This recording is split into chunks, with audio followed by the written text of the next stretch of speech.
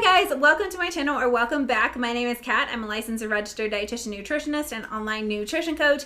And today is part 2 of the revisiting Arbonne video. When I originally recorded this video, I intended it to be one video. However, that was extremely long and extremely boring, I'm sure to many people.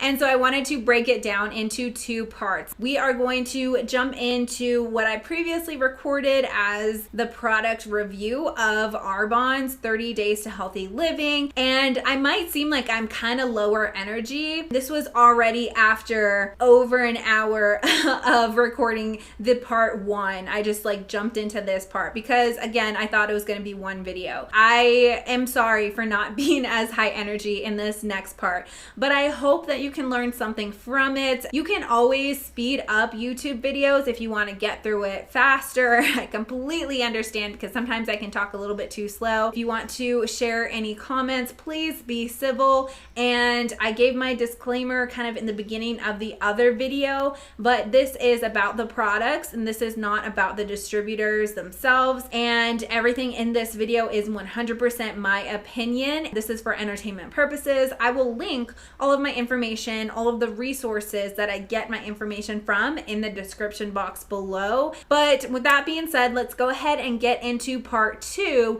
where I discuss all about the product side of Arbonne's 30 Days to Healthy Living. I hope you enjoy the video. Let's go ahead and get started.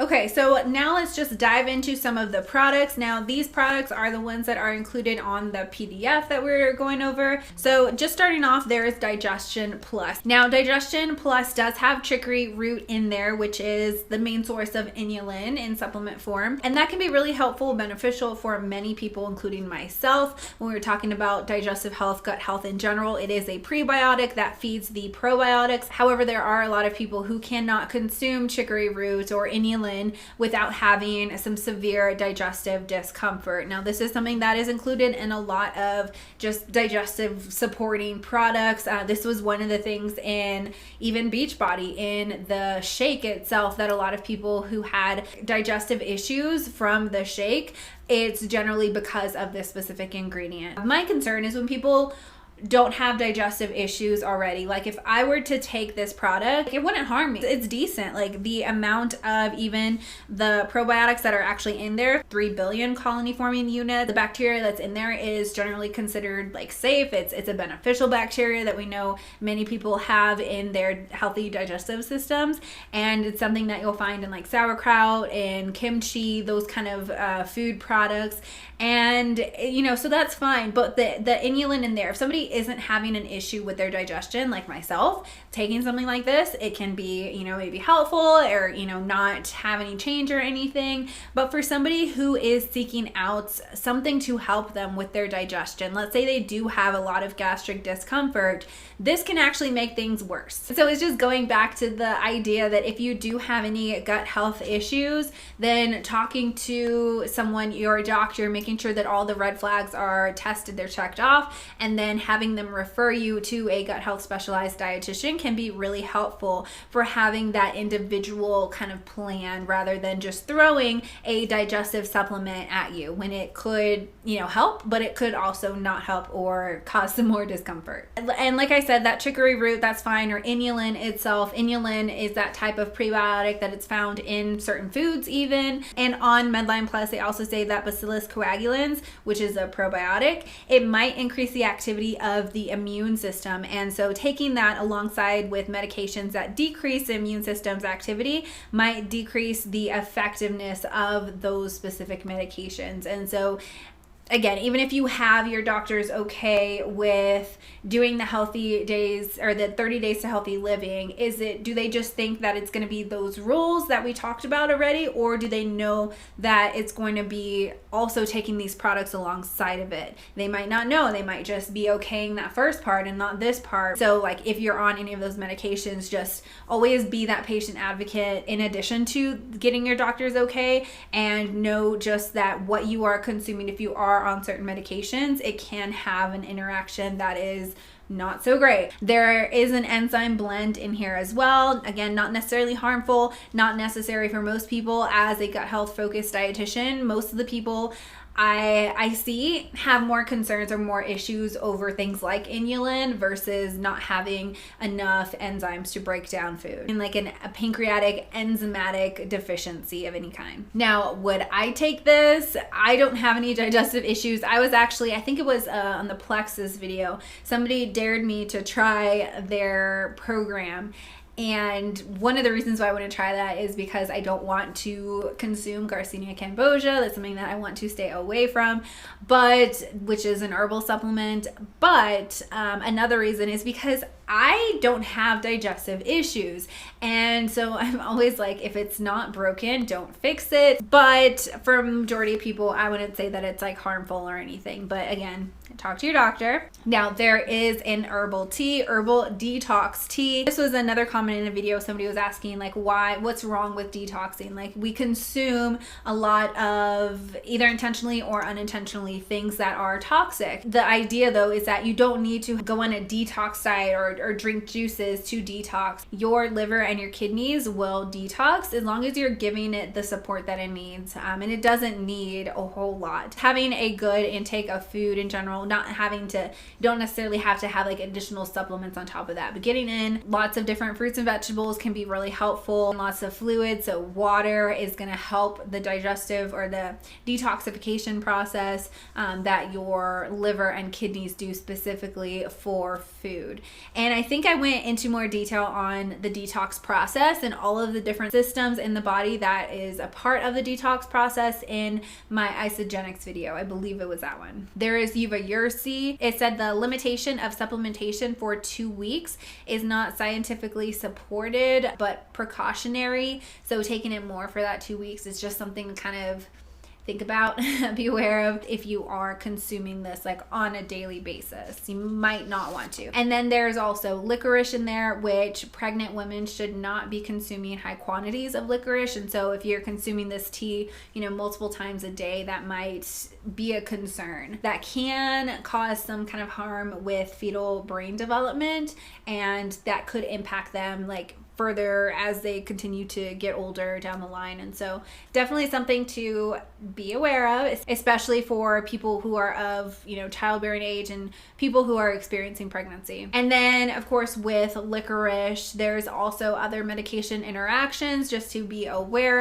of. Medications that have anything to do with like lowering blood pressure, lowering potassium, for diuretics, or what some people call like water pills, heart rhythm medications, some blood thinners, or having hormone therapy, even birth control pills. All of those can be contraindicated with licorice. Okay, so their protein shake mix, it is 3 grams of fat, 13 grams of carbs, and 20 grams protein. And when you add what they recommended at the beginning for like adding the healthy fats, adding some more carbs, it makes it pretty well balanced overall for a balanced meal. And I would say that you can get those kind of macronutrients though from really nutrient dense sources of actual food. But sometimes it's fun to have a shake now and then. I have shakes every once in a while when maybe I don't feel like having a full meal, but generally I would recommend getting in actual food sources. Now there is alfalfa leaf powder in the shake mix, and so that is also something that people who are pregnant should be aware of. Using alfalfa in larger amounts than what is naturally found in food is possibly unsafe in pregnancy. Now that possibly unsafe is used for when we have some information, have some data to be a little bit concerned about it, but we can't just outright say that it's not safe. And it's also talking about like the threshold and the amount. That's just how we have to look at data overall. If somebody is having these shakes twice a day, every single day, and they're having a pregnancy at the same time, it's just something that I would just be aware of and maybe not consume during that pregnancy, and then also the breastfeeding if that is something that that person is choosing to do. And alfalfa might cause the immune system to be increased a little bit, and so if somebody does have an autoimmune condition, that could be kind of contraindicated. So something again to be aware of. And as I mentioned in my isogenics video, alfalfa does have a good amount of vitamin K in there, which can be really helpful for certain people, but it can impact blood clotting. That's one of the reasons why we need vitamin K. But if somebody is on a specific kind of blood thinners, that is something that needs to be taken into account. There is ginseng root extract in there, which is on Medline Plus. They also recommend you avoid if you are having a pregnancy or breastfeeding. There's chicory root in there, so same information that we mentioned before for the digestion. Now, their main source of carbohydrate in the shake is cane sugar, which I don't have an issue with, just because with this you're also consuming some protein and some fat with it and vegetables, and so it will digest, it'll be broken down into glucose. But I do know that some people want to be on like a low added sugar diet, and so that's just something to be aware of. So there's the Energy Fizz Sticks. It has 55 milligrams of caffeine versus around 95 that you would find in a standard cup of coffee. There's a significant amount of riboflavin, vitamin B12, chromium, things that most people aren't deficient in, just different water soluble vitamins that if you consume in high amounts, you might feel a little bit shaky or a little bit weird, but it's water soluble, and so the risk of over consuming on those water soluble vitamins goes down significantly versus something like a fat soluble vitamin. Panax ginseng is also included in this product, and little is known for long-term use of that herb. If the fizz stick is something that you're consuming on a daily basis, maybe even a couple times a day, just maybe consider reducing that a little bit or taking a break, giving your body a break, especially if you start to have like insomnia or headaches, a loss of appetite, or like an increase in your blood pressure or your heart rate. The next one is Body Cleanse. It's pretty much a natural laxative with the amount of magnesium that's in there. That is something that you can take magnesium outside of this product and have it act as a natural laxative. Nothing too concerning. Okay, so the next one is Arbonne's Essentials Green Balance. They say that 1 scoop provides a full serving of a rainbow of fruits and vegetables, which is a little bit, I would say, saying that it is equivalent to 1 serving, I think is a little inappropriate, especially because you're not getting the same amount of fiber. So I would just say be aware of that. They also say that there's no sugar added, but if you look at the ingredients, it says organic cane sugar. And this is something that I believe I talked about in the original video. Even when you look at the supplement facts, like it says total sugars, which, you know, is not very much, but still on the other ingredients, it says organic cane sugar. And in the features list, it says no added sugar. So interesting for sure. Greens can be very helpful. They can help to kind of bridge this gap essentially between consumption of whole fruits and vegetables and having it added to like a shake or something. Sometimes I will recommend a kind of greens product for somebody, but it's not just something that I'm going to flat out recommend depending on kind of what the situation is. There is alfalfa in there, so same information that I talked about previously, as well as the inulin, kind of same information that we talked about previously with the other products. So again, it's just that whole idea, if you're taking these all the time consistently, there can be this kind of overconsumption piece of those specific herbs. And I know there are notes on here like if you're pregnant, don't take it or consult your doctor. Like they do have those notes on there, which I appreciate. But if somebody, even if they aren't yet and they do experience that afterwards, like is them taking all of those herbs, all of those ingredients on a consistent basis, is that going to impact their health status down the line? So there is a daily fiber boost, which says that it's made with Arbonne's soluble blend of peas, apples, citrus fruits, and beet powder or beet fiber. I think that sounds fine. It says that it's formulated without cholesterol, saturated, or trans fats, which I found really interesting because fiber products aren't made with those ingredients either. Fiber by its nature is a plant. Like it has nothing really to do with cholesterol, which comes from animal products. It's just a really odd feature to mention, in my opinion. Again, there's gonna be inulin in that, same things that I mentioned before. If somebody is looking for a fiber supplement because they are having digestive difficulties, it could be helpful and also could not be helpful. Next one is their multivitamin and mineral boost. There is a lot of vitamin A in this product. 267% of the daily recommended intake. So that equates to 2,400 micrograms, where the tolerable upper level or limit is 3,000. So it's about 600 below that, which is not a whole lot, especially when you're talking about the other products and other things that you're consuming that can make that tolerable upper intake level be hit on a daily basis. Now, this is not the pre-formed kind, the kind that you would find in like an animal product, like liver. This is in the provitamin form. Same kind of idea. Like if somebody was to have a whole lot of beta carotene from, let's say, carrots. Sometimes if somebody consumes, there have been cases where people consume so many carrots that they start to appear kind of orange, and that's a little bit different of too much of beta carotene versus having too much vitamin A from like a polar bear liver or something that's super, super high in vitamin A that can be very toxic. That plant-based kind, like beta carotene, that provitamin doesn't have that same level of concern because it has to be transformed into that actual preformed vitamin A. Vitamin B12, there's also a whole lot, 1,667%. With that excessive amount of B12, I'm not super concerned about it going into or having a result of it being toxic. Generally, most people will excrete once it gets to beyond a certain amount that you don't need. But however, having a high consumption of a supplement that has a lot of vitamin B12, it can lead to some feelings of like a headache, nausea, dizziness, even some anxiety. So just something to be aware of. So they do have an omega-3 supplement, and it's interesting. Part of it is from ALA, which is like what you would find in flaxseed. Theirs is specifically from flaxseed oil. And then there's also DHA, and they get that from algae. So plant-based, getting your DHA from algae is, I think, a great thing to do, and a lot more omega-3 supplements are moving in that direction. Rather than getting it from fish. Now, there's not a whole lot of DHA in this product. Just thinking about, even I have my prenatal supplement here, so Vitafol Ultra, it actually has DHA in here, and it's DHA from algae oil as well, so kind of similar in that sense.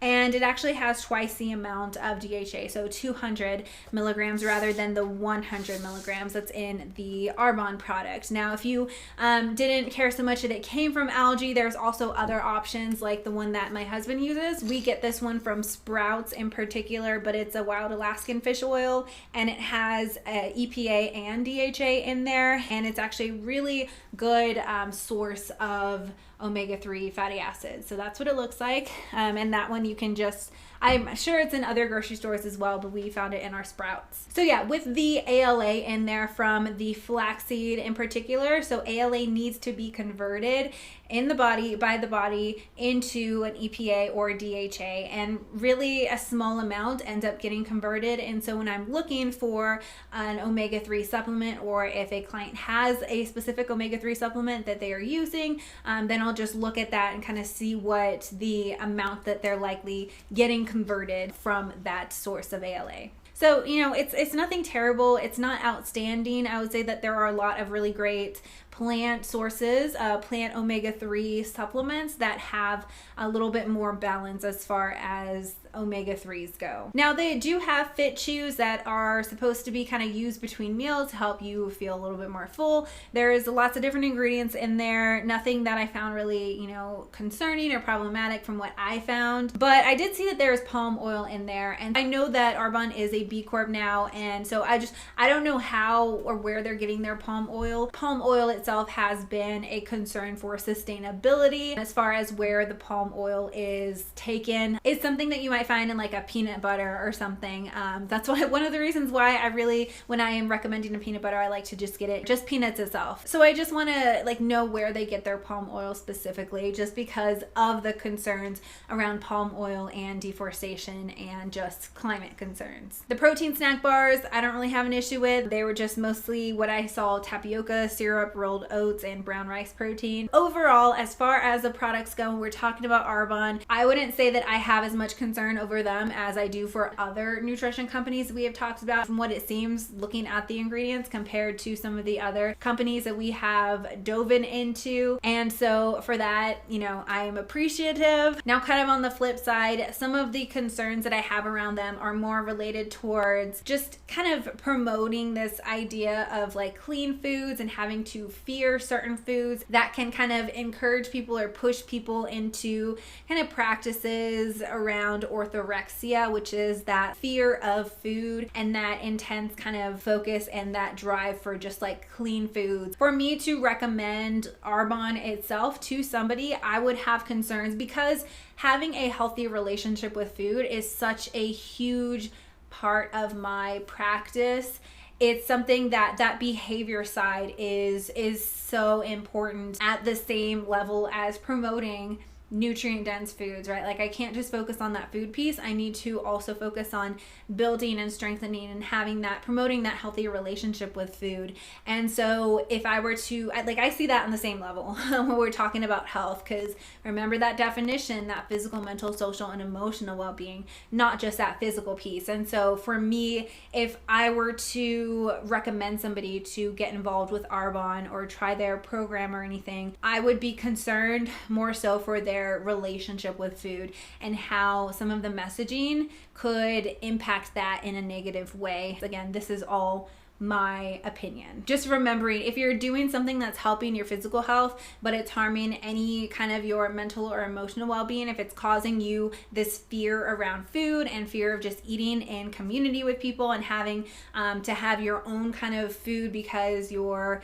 you know, scared of the other foods, if they have like GMOs or added sugars, or, well, they don't worry about added sugars, Arbonne specifically, but like if there are other things that you're kind of, dairy even, just kind of being scared of those things because Arbonne says. And I know some people are probably going to be a little bit upset that I'm not just focusing on that physical piece, that physical health piece, but as I've mentioned many times before, and I have the definition of health kind of behind me, part of that definition of health, because we can't just focus on that physical piece. We also have to focus on how the actions around that physical piece is either having an effect, positive or negative, on that person's other parts of their health, which includes that mental, emotional, and social well-being aspect. And so because of the nature of my practice and how my foundations and how I help people, essentially, because of that, I can't just talk about that physical piece as much as someone might want me to do that. So with that being said, that is all that I have for this video. Again, all of the resources that I looked into are going to be linked down below for you to look into if you want to. If you enjoyed this video, please go ahead and subscribe. Click that bell icon so that you'll be notified when I upload a new video. If you are active on Instagram, that is something that I'm trying to show up more and be better about. So please give me a follow there. And that's it. All right. I will see you next time. Have a great rest of your day. Bye.